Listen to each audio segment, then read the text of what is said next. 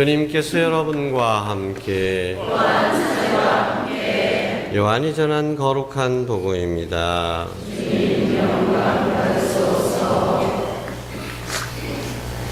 그때 예수님께서는 올리브산으로 가셨다. 이른 아침에 예수님께서 다시 성전에 가시니 온 백성이 그분께 모여들었다. 그래서 그분께서는 앉으셔서 그들을 가르치셨다. 그때 율법학자들과 바리사이들이 간음하다 붙잡힌 여자를 끌고 와서 가운데에 세워놓고 예수님께 말하였다. 스승님, 이 여자가 간음하다 현장에서 붙잡혔습니다. 모세는 율법에서 이런 여자에게 돌을 던져 죽이라고 우리에게 명령하였습니다. 스승님 생각은 어떠하십니까? 그들은 예수님을 시험하여 고소할 구실을 만들려고 그렇게 말한 것이다. 그러나 예수님께서는 몸을 굽히시어 손가락으로 땅에 무엇인가 쓰기 시작하셨다. 그들이 줄곧 물어대자 예수님께서 몸을 일으키시어 그들에게 이르셨다. 너희 가운데 죄 없는 자가 먼저 저 여자에게 돌을 던져라. 그리고 다시 몸을 굽히시어 땅에 무엇인가 쓰셨다. 그들은 이 말씀을 듣고 나이 많은 자들부터 시작하여 하나씩 떠나갔다. 마침내 예수님만 남으시고 여자는 가운데 그대로 서 있었다. 예수님께서 몸을 일으키시고 그 여자에게 여인아, 그 자들이 어디 있느냐? 너를 단죄한 자가 아무도 없느냐? 하고 물으셨다. 그 여자가 선생님, 아무도 없습니다 하고 대답하자 예수님께서 이르셨다. 나도 너를 단죄하지 않는다. 가거라. 그리고 이제부터 다시는 죄 짓지 마라. 주님의 말씀입니다. 그리스도님 참여합니다. 앉으십시오. 참 예수님, 그러니까 지난 주일 저희가 어떤 색깔이었죠? 장밋빛, 핑크빛 제의였습니다. 기쁨과 희망을 상징하는 장밋빛 제의를 입었습니다. 그러면서 주님의 기쁜 소식을 들었습니다. 지난 주일 복음에서 가장 기쁨이 잘 드러난 것은 무엇이었죠? 복음에서 기쁨을 표현하는 것이 무엇이었습니까? 잔치였죠. 잔치가 벌어졌다. 송아지를 잡고 풍악을 울리고 잔치가 벌어졌다. 되찾은 아들의 아버지의 기쁨, 집 나갔던 아들이 아버지의 사랑을 깨닫는 기쁨, 이것이 잔치로 표현되었던 것입니다. 그러면서 저는 여러분들에게 참된 사랑이 지닌 여러 가지 측면 가운데에서 한 가지를 강조해 드렸습니다. 사랑은 무엇이라고요? 사랑은 뭐라고 그랬습니까? 사랑은 기다려주는 것이라 그랬잖아요. 기다려주는 것이다. 여러분의 자녀가 아버지 빨리 죽어버리든지 죽지 않을랑 지금이라도 저 유산 나눠줍소. 영험은 어떠갖고 와? 알았죠 하고 나눠주겠습니까? 나눠주면 착한 아방이란 소리, 그런 소리 듣겠습니까? 주둥이를 모사불든지 다리를 부러뜨리든지 그런 생각도 못하게 교육을 시켜야 된다고 생각합니다. 그렇지 않고 그래 알았다 하고 그냥 이 비유에 나온 대로 예수님 비유에 나온 대로 아버지가 그렇게 했다면 동네 사람들로부터 손가락질, 저추록 애들을 키워서 애들을 망나니 만들었지. 매를 아끼면 애를 망친다든지 정말 그 꼴이다. 아이고 저 아방 저추록 행근에 어떤 저 자녀를 키우느냐. 불명예, 무시당하고. 그러나 이 아버지는 그렇게 안 했죠. 하느님 아버지의 사랑이 어떤 것인지를 잘 말해 주었습니다. 기다려 줬죠. 잘못되는 길을 가는 걸 알면서도 스스로 깨우치고 돌아올 수 있도록 강요하지 않으시고 기다려 주시는 것입니다. 그래서 그는 진정으로 깨달을 수 있었습니다.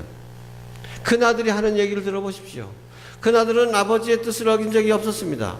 그런데 그렇게 잔치가 벌어지니까 아버지에게 이야기합니다. 아버지, 저 아버지 아들, 내 동생이라고 말도 안 합니다. 저 아버지 아들 재산 창녀들한테 다 탕진하고 돌아오는 송아지까지 경합니까? 나 아버지 말 어긴 거 뭐 있수가? 근데 나한테는 염소 새끼 한 마리 안 주다니 영할 수가 있수가? 아버지와 아들의 관계를 보십시오. 그는 겉으로 보기에 문제가 없는 것처럼 보였지만 아버지를 아버지로서 존경하지 않았고 아버지가 얼마나 사랑스러운 분이신지를 깨닫지 못했습니다. 잘못된 내 아들, 진나갔던 아들은 자신의 체험을 통해서 아버지의 집이 얼마나 좋은 곳인지, 아버지가 얼마나 훌륭한 분이신지, 사랑스러운 분이신지를 깨닫게 된 것이죠. 어떻게 해서 그게 가능했습니까? 아버지의 기다려주는 사랑 때문에 그게 가능한 것입니다. 아버지께서는 지금도 우리를 기다려주고 계십니다. 오늘은 사랑의 또 다른 측면에 대해서 이야기를 나누고 싶습니다. 첫 번째, 지난 주일에 사랑은 기다려주는 것이라 그랬습니다. 오늘 생각해 볼 것은 사랑은 있는 것이다.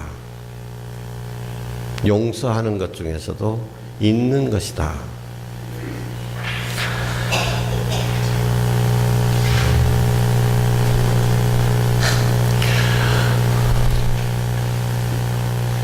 제가 알고 있는 부부 가운데 이혼한, 아주 결혼하자마자 1년도 안 돼서 이혼하게 된 안타까운 경우가 있었습니다. 저는 그 부부는 직접 모르고 그 부모를 압니다. 딸 부모였어요. 이 부모가 얼마나 가슴 아파하는지 옆에서 정말 지켜보기가 딱할 정도였어요. 정말 애지중지 그런 딸, 남 어디 내놔도 부끄럽지 않은 딸, 정말 자랑스러운 딸이었는데, 그 이혼을 했는데 이혼한 이유가 뭐냐? 남편이 바람을 피운 겁니다. 바람을 피웠는데, 근데 아마 그 깊은 뭐는 아니었고, 순간의 실수였는지, 어쨌든 그걸 알게 돼가지고, 이 세댁은 정말 너무도 큰 충격을 받은 거죠. 결혼해서 얼마 되지도 않았는데 이럴 수가 있느냐. 정말 용서하기 힘들었습니다. 근데 결혼했고, 엄마 아빠한테 우리 남편이 이래가지고 나 도저히 이 남자랑 살 수 없어요. 나 이혼해야 되겠습니다. 혼자 살래요. 이렇게 얘기할 용기도 또 없는 거예요. 또. 이혼녀라는 낙인 가지고 세상을 살아갈 생각하니 그것도 까마득한 거예요. 이런저런 갈등 속에서 그래도 결국은 용서해야 되겠다. 새롭게 시작해야 되겠다. 그래서 남편을 용서한다고 했습니다. 그런데 남편이 이제는 바뀐 거예요. 이 신랑이 처음에는 한 번만 내 잘못했다, 한 번만 용서해주라 하다가 그때는 정말 이 남자랑 같이 어떻게 살 수 있겠나 하고 여자가 그랬었죠. 근데 여자가 이제 마음을 고쳐먹고 이 남자를 용서해주고 다시 살아야 되겠다라고 결심을 딱 했는데, 이제는 남자가 야 우리 헤어지자 이거예요. 아니 이럴 수가 있냐 이거죠. 잘못은 지가 해놓고. 그런데 이 남자의 이야기가 뭔지 아십니까? 이유가 뭐게요?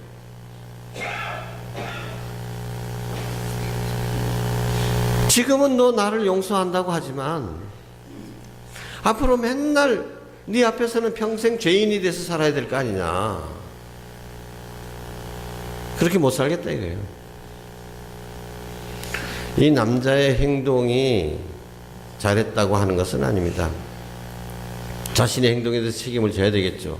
그리고 정말로 이 여자가 자신의 그 과거의 일을 잊을 수 있도록 자기가 앞으로 살면서 그걸 도와줘야 될 책임이 있는 것이죠. 그러나 그래서 이 남자가 하는 말 이해는 됩니다. 그래, 평생 자기는 죄인이 돼서 살아갈 수밖에 없다. 왜 그럽니까? 인간의 용서가 그렇게 한계가 있기 때문입니다. 인간은 용서를 하더라도 기억합니다. 부부싸움 할 때 흔히 하는 얘기 있잖아요. 여보, 너 왜 그래요? 아이고, 미안해. 이번 한 번만 용서해줘. 다음부터 절대 안 그럴게. 당신 몇 년 전에도 똑같이 그랬잖아. 내가 용서해줬잖아, 그때도. 기억합니다. 이게 인간입니다, 인간이. 용서해줬다고 하면서도 기억하는 것. 그런데 이것은 인간의 용서이고 하느님의 용서는 그렇지 않다는 것입니다. 하느님의 용서는 완전한 용서입니다. 완전한 용서는 기억에 남기지 않습니다. 기록에 남기지 않습니다.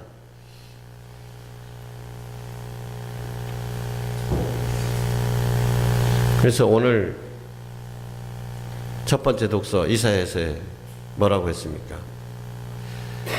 예전의 일들을 기억하지 말고 옛날 일들을 생각하지도 말아라. 내가 이 모든 것을 새롭게 한다. 네 눈에 그게 안 보이느냐?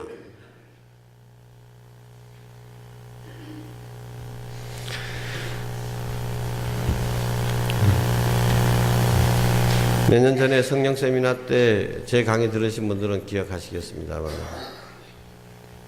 이 하느님의 용서에 대한 좋은 이야기가 있습니다. 남미에서 실제로 있었던 일인데 한 인디오 소년이 예수님의 발현을 목격했습니다. 예수님께서 이 소년에게 너 지금 가서 주교한테 내가 이곳에 성당 짓기를 원한다고 말씀드려라 그랬어요. 예수님께서 그렇게 말씀하시니까 이제 주교님을 찾아갔습니다.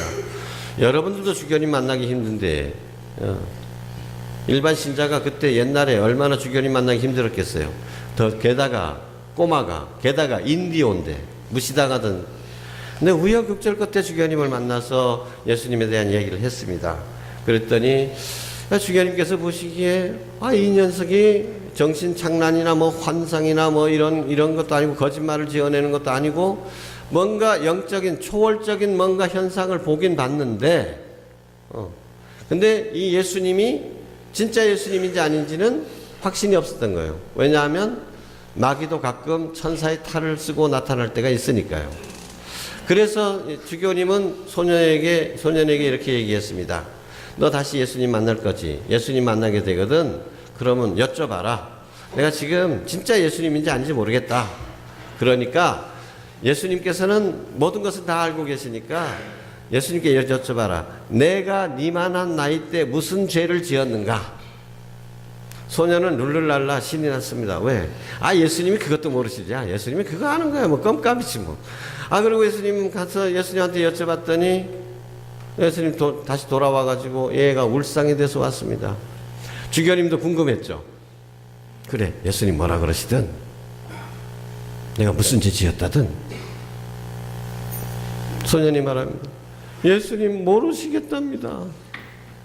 예수님 잊어버리셨답니다. 여러분, 그래서 이 주교는 그 발현이 참되다는 것을 믿었다는 거 아닙니까? 그때 만일에 그거 내가 그것도 모르겠냐? 그 말이야. 그 주교 너 나이 많을 때 엄마 포개트에서 500원짜리 동전 훔쳐다가 엿사 먹었어. 이랬으면 그것은 뭐죠? 거짓입니다. 예수님이 아닙니다. 그것은 뭐죠? 그러면 마귀짓입니다. 근데 우리 천주교 신자들이 정말 안타까운 게 하느님의 용서의 이 무한함을 체험하지를 못합니다. 확신이 없어요. 그래서 고해성사를 볼 때도 내가 이렇게 고백을 하면 앞으로도 계속해서 신부님이 나를 넌 이런 죄 지은 놈 이렇게 보진 않을까 하고 불안해하고 하느님께서도 내가 그런 죄를 좀 너는 이런 죄 지은 놈하고 딱지가 딱 나한테 붙은 걸로 생각을 합니다. 인간의 용서는 그렇습니다마는, 그러나 하느님의 용서는 무한합니다. 그렇기 때문에 하느님의 용서는 온전히 새로운 창조인 것입니다. 여러분, 세례의 은혜를 다 잘 알고 계시죠? 이제 오늘 받아들이는 예식 하시는 분들은 이제 이번 8월에 세례를 받게 됩니다. 이번 부활 때 세례 받으시는 분들은 지금 성지순례 갔고요. 그런데 세례를 받기 전에 꼭 이야기합니다. 세례를 받으면 첫 번째 은혜가 뭐냐? 모든 죄를 용서받는다는 것입니다. 그래서 그 후에 첫 고백을 하게 되죠.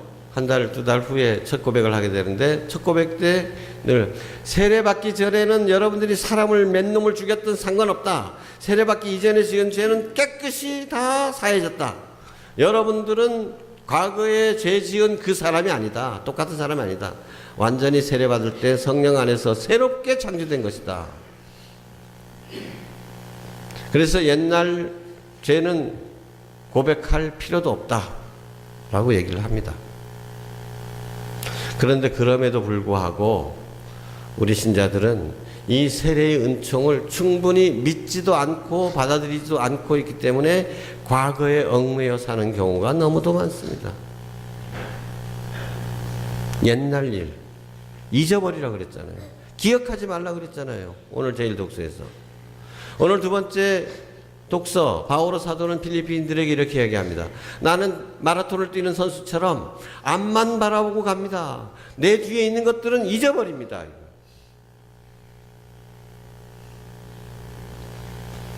또 이사야의 연자를 통해서 주님께서는 이렇게 말씀하셨습니다. 너희 죄가 지롱같이 붉을지라도 뭐죠? 눈과 같이 희어지리라.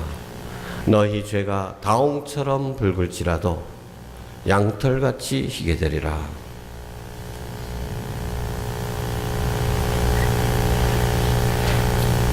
나는 너의 악행을 뜬구름처럼 날려버렸고 나는 너의 죄악을 먹구름처럼 흩어버렸다.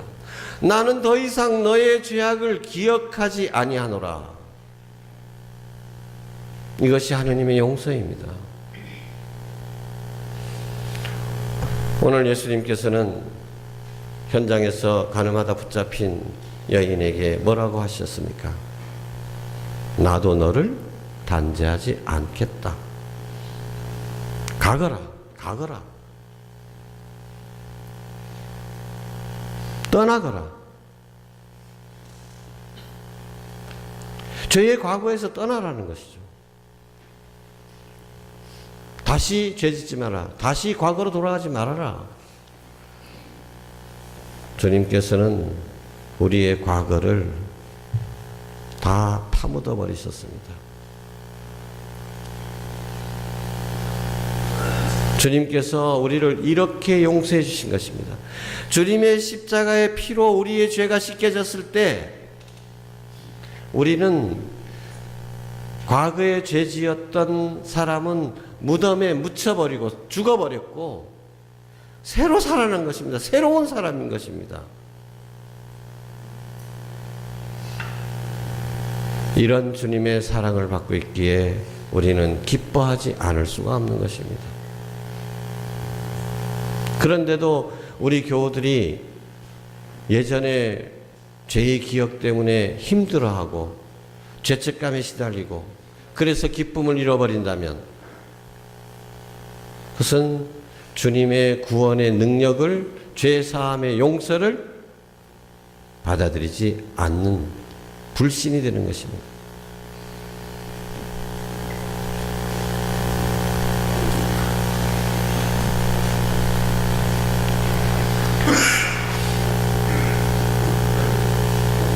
새로워진 우리, 이제 과거는 묻어버립시다. 하느님께서 우리를 새롭게 해주셨습니다. 만약에 예전에 지었던 그 무거운 죄가 다시 떠오른다면 교회 여러분들은 두 가지를 생각하셔야 됩니다. 이것이 하느님께로부터 오는 것인가, 성령께로부터 오는 것인가, 아니면 마귀의 짓인가?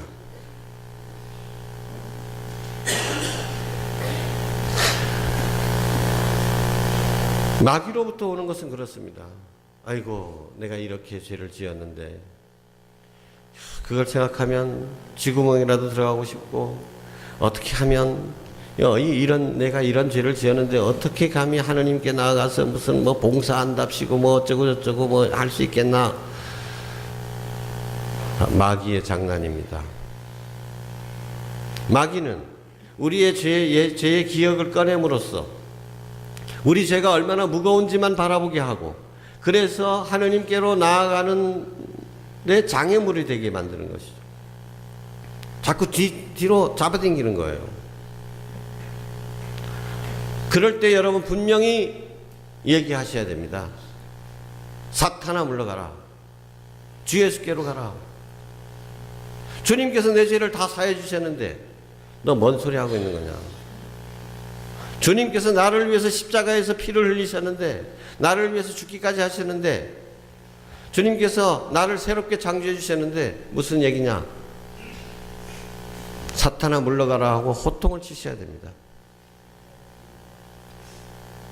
그리고 또 다른 경우는 성령께서 우리 과거의 죄악을 기억하게 해주시는 거예요.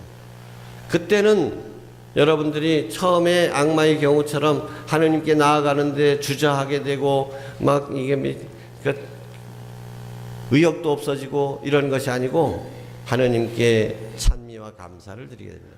야, 내가 이렇게 무거운 죄를 지었는데, 엄청난 죄를 지었는데 죄의 무게에만 빠져 있는 것이 아니라, 그 죄를 생각하는 것이 아니라 그 죄를 용서해 주신 하느님의 사랑이 얼마나 큰지를 바라보게 되고, 거기서 감사를 드리고 기뻐하게 되는 것입니다. 야, 내가 이런 죄를 지었는데도 주님께서 내가 뭘 했다고 용서해 주셨어? 그저 잘못했습니다, 죄송합니다, 용서해 주십시오. 그것 때문에 그냥 다 아무런 조건도 없이 깨끗하게 용서해 주시고 나를 새롭게 창조해 주셨다. 오, 하느님의 은혜는 얼마나 놀라운 것인가. 이렇게 하느님께 감사하게 되고 하느님께 찬미를 드리게 되고, 이런 경우에는 하느님께서 우리에게 그런 의식을 깨우쳐 주신 것이죠. 그래서 하느님께 감사와 찬미를 드리라고 하는 것입니다. 사순절은 회개의 시간입니다. 회개라고 하는 것은 새롭게 사는 것을 말하는 것이지, 죄 지었던 과거로 돌아가서 죄에 뒹굴면서 어둠 속에서 지내라고 하는 것이 아닙니다. 이제 사순절 막바지에